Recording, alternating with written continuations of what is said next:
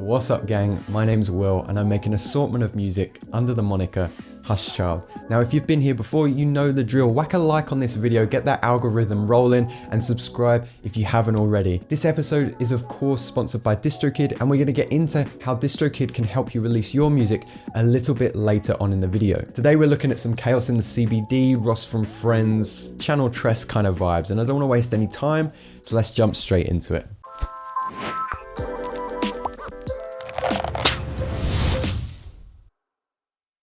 It's taken me ages to make this video because I keep just listening to this on loop. For complete transparency, in the master chain I've added a little bit more than I normally do for these videos, and I want to turn that stuff off because I want you guys to be able to hear what I actually did to the instrument so you can create a track like this for yourselves. So I actually started with the drums. And you might be able to hear some buzzing in there, and that's actually coming from my drum group with the RC20 on the end here, and that's the noise that you can hear. So I'm actually going to turn RC20 off. Actually, I'm going to turn all of the things off in this master group for the drums. Listen to what it sounds like without. Turn off RC20. A lot boomier now, right? Overdrive. So these were my samples just in one drum rack. I chose some hi-hats and these came from the Wolfgang Gartner sample pack. And as you can see, I went through each of these hi-hats and just kind of EQ'd them here on the right. Most of the hi-hats have been pitched down a semitone or two just to give it a slightly more degraded sampled feel. But apart from that, I haven't really done anything to the tracks, just a limiter. And I'm using the utility to either mono out the signal or reduce the gain in some parts of the song. Here's what my kick drums look like. So I'm just playing on every downbeat, using the dynamics to make sure that I have a ghost note before playing the main downbeat kick. And that's just a loop the entire way through the song. Coming to the snare, I wanted to make sure that I really got that Channel Tress snare sound down. So I've got a clap and I've also got a snare here. And again, I'm just trimming that clap with the EQ here, transposing it once again, and with the snare doing the same thing, taking out the bass region here, transposing it again.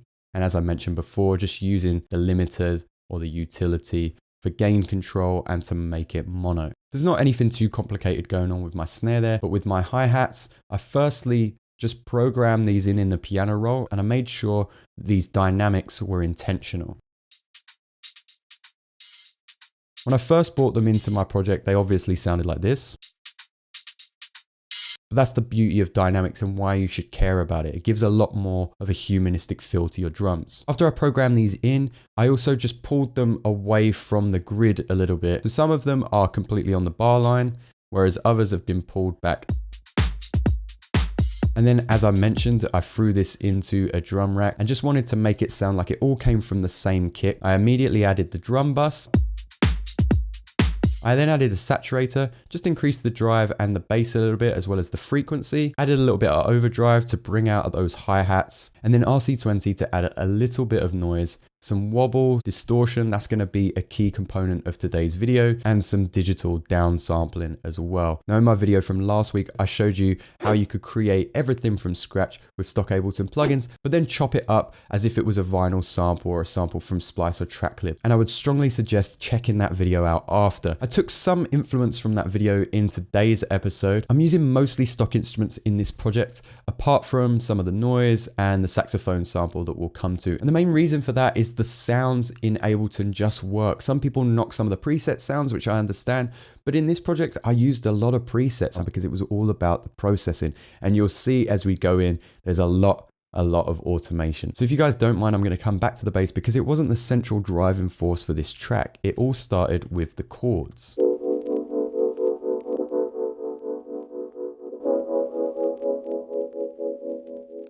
So you can probably already tell that there's a little bit of noise there. So like I did with the master track, I'm going to immediately turn off RC20. So that's just adding a little bit of noise, some wobbles and distortion. I'm keeping all of the noise around 10% or lower because I'm adding noise to the whole track. So turning RC20 off, one of the first things I did is actually add this to a group. You can tell that this is filling up the frequency band quite a lot already. So I'm just EQing that and getting rid of some of those lows. I'm using utility to automate the gain. So as we go into the B section of the song, this gain will increase. And you can see that I've also automated the EQ8 there to just bring in a little bit more of the lows in this section because we have a little bit more space. Now, as you can see from the piano roll here, I've kept it super simple and I'm only playing one note. And this is because I'm using the chord trigger here. Now, I was actually going to play in some jazzy chords, but when I played the D, that was the sound that I was looking for. The one thing that I did change is with this analog brass, I actually changed the shape to a sine and a square wave, hence why it's written there. And then I brought in some more noise by changing this to a sawtooth wave and a square wave here. So the differences are this.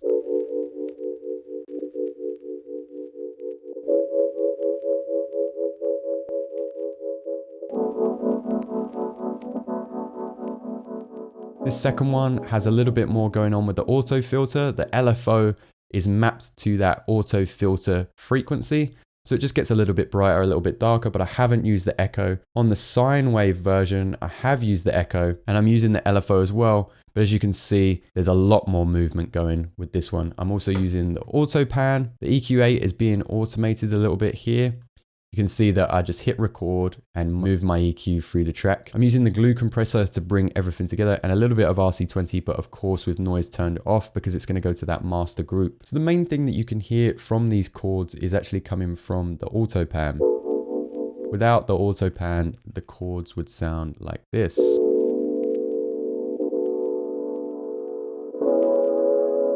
So we turn the auto pan on and then also decrease the volume. So you can see the volume automation along here. Now you don't have to do this, of course. You could just go into our analog machine and you could click filter and look at our decay, sustain and release settings. But I didn't want to start messing around with the analog synth when I thought that the preset was already so nice. So I did end up adding the bass. And again, the bass I took from the 2020 sound of Channel Tress. I just started with this electric FM muffled bass, but I added quite a lot of plugins to it afterwards. So I'm going to turn those off. And don't forget guys, if you want to listen to this yourself without me talking all over it, you can just download the stems from this project at my Patreon. Most of the time I normally link the audio projects from our videos, so do make sure you check in each week. Whilst we're talking about the Patreon, if you don't have something like RC20, if you're signed up, you can download both my lo-fi and my drip effects rack, and some of the presets in there will give you that lo-fi detuned effect as well. Bass originally sounded like this.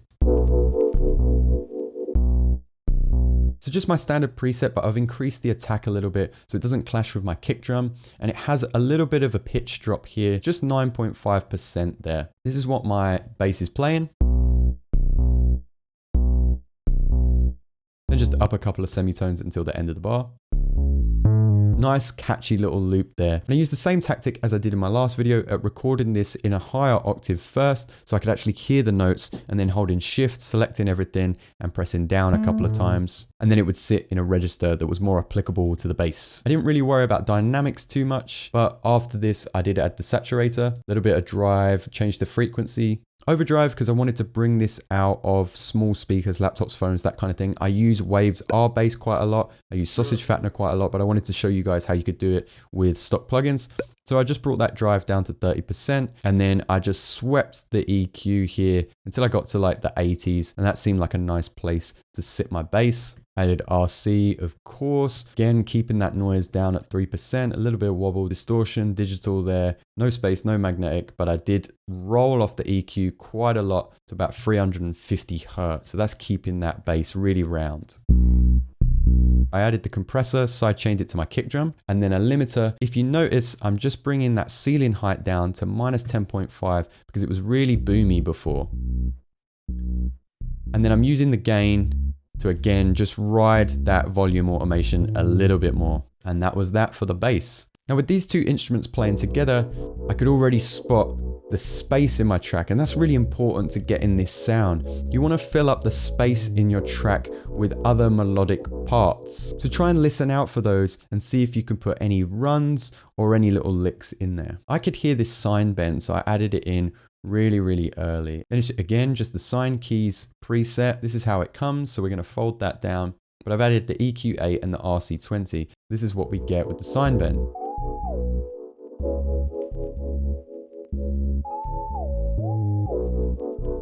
And this is panned a little bit to the left, just away from the kick drum. So in my right headphone, what I have is this synth brass, and it plays more of a lead role in the second part of the song. So we'll focus on that in just a second. In section A of the song, it sounds like this.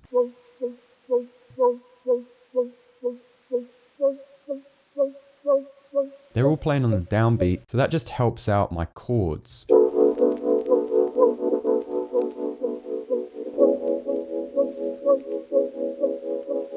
In the second part of the song, all I did was change this horn to hollow brass preset and just bring the decay and the release out a little bit so that the notes were more legato and they played for a longer amount of time. Again, this plays on the downbeat, but not every beat, just on the first beat of each bar. And then I have a run at the end that sounds like this. Play it without the chords. It's not totally focused on the artist that I mentioned, but I just really like it. RC20, as always, the compressor sidechain to the kick. So it's just duck in there. It's not getting too muddy. With this track, I'm using the Valhalla Vintage Verb. So I've just increased the mix and the decay a little bit, so it stands out a little bit more. Again, if you look at the shape of everything, I'm choosing space. So we have the horn brass playing on the downbeat. The brush bells play a little melody helping the next downbeat of the horn brass. Then we have a space, and in that space, I put the sine bend, and then we get a little bit of a rest at the end of the bar, and then we do it all over again. So this is what I mean by trying to find some space in your track. The bells are automated in volume, but also automated from your left pan to your right pan.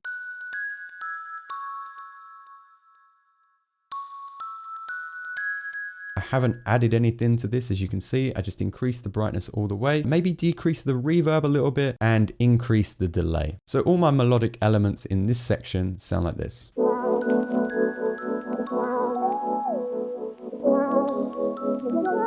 You can see that I've deactivated some clips, both in the A section of the song and the B section of the song. And this is because oftentimes when we're composing, we add way too much to the track, so many ideas. It's really important to evaluate this track as a listener, go back and maybe take out all of the busy parts of the song. You don't need it all of the time. So I did then add the sax group, but I'm just going to jump to the synth strings because these are really basic. The synth strings essentially fill up a spectrum of the sound. I just needed a higher register sound. So the synth strings play these long legato notes. You can hear they're ducked a little bit by the sidechain. Sidechain's taking effect there, and just an EQ8. So there's really not much processing going on at this point of the track. I've kind of done a lot of my mixing with the aforementioned instruments. So these are just little touches afterwards. So let's go back. This is the original saxophone sample.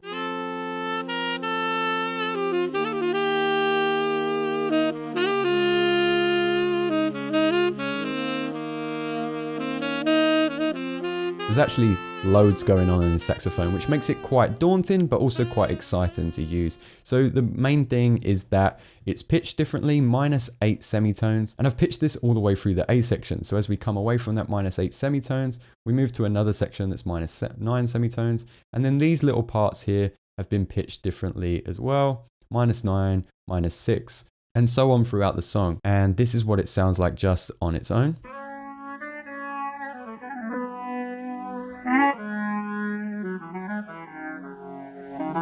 So it probably sounds quite weird on its own. Some bits are really, really loud. I've faded parts out. These little steps I haven't faded out, but I've increased the gain there. It's really quite confusing. But the reason is because when I play everything so far together, I wanted certain accents of the saxophone to stand out, to make you realize there was a saxophone there.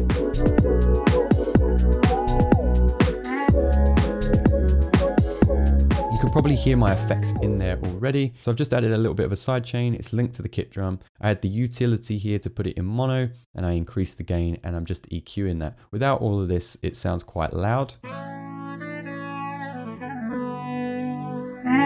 So RC20 is mostly being distorted and I'm cutting some of the frequencies. It has a little bit of space there because the reverb in RC20 is actually quite nice. But in our master group, you can probably hear I'm adding some reverb, I'm adding some echo, but really it's the milliseconds that's giving some stereo width to my sample rather than giving it that delay feel. But most of the effect is coming from this phaser here.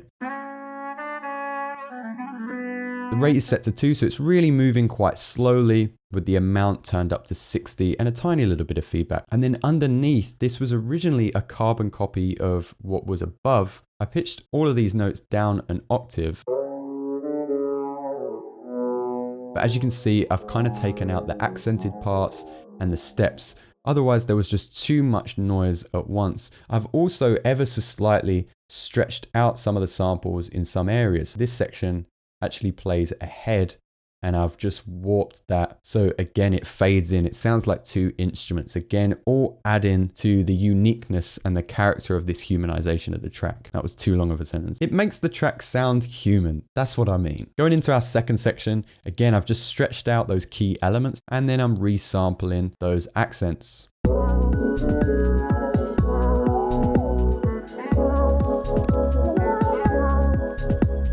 Once again, I've deactivated some samples. Importance of knowing that maybe there's a bit too much going on in the track. Then just add in some noise. I've EQ'd that noise, attached it to the sidechain. You don't want this all the way through your track.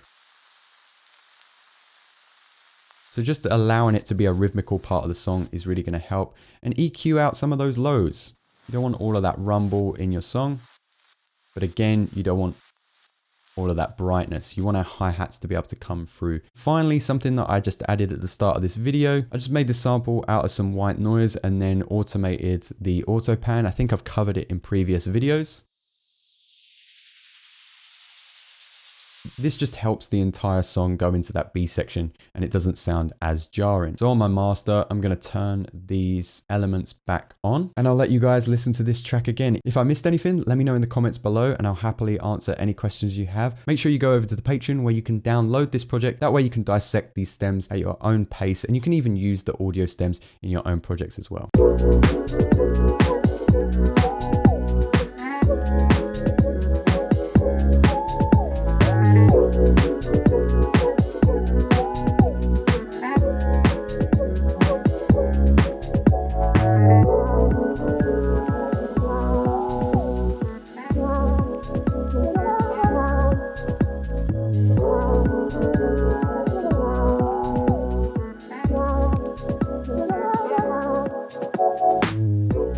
So there we have it, guys. I guess you could kind of say that we were on a bit of a Ross from Friends vibe in this video as well. And that's another video that I'd love to cover in future. And if it's something you would like to see, let me know in the comments. I really enjoyed the music that we made today, guys. And when you've created music like that, there's really only one other place you need to go, and that's DistroKid. I release all of my finished tunes with DistroKid, and they've helped me so much. One of the things that I really like about DistroKid is I can check all my analytics for my released material, and I can see with what songs and on what platforms I've made the most money. One of the tools that I find really helpful with DistroKid is its splits function. I use the splits function with all my collaborators. Splits also makes it completely stress-free in getting all your collaborators paid professionally, fairly and on time. And what splits allows you to do is pay your lead collaborators up front. Perhaps they made the beat and you were the singer. They can get their splits first and then the rest of your band or entourage can get their splits later on. They will of course need a DistroKid account, but when you invite them to the platform, they get 50% off. And if you want to get a discount, make sure that you use the link in the description below as you'll get 7% off your first year. I really do hope that you enjoyed this video. Do let me know what you want to see in future.